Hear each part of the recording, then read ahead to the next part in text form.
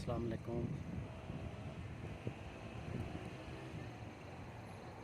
یہ ہے ایک چیئر لفٹ اور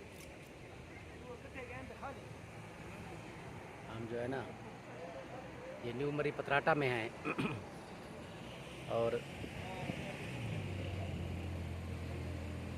چیئر لفٹ جو ہے نا نیو مری پتراٹا میں یہ آپ کو دکھا رہے ہیں. آپ دوست اس کو دیکھیں، خوبصورت سین ہے یہ، بہت زبردست. ابھی تھوڑی دیر پہلے یہاں پہ بارش بھی ہوئی ہے اور یہ آپ دیکھیں سین، منظر دیکھیں، آپ کو اچھا لگے گا.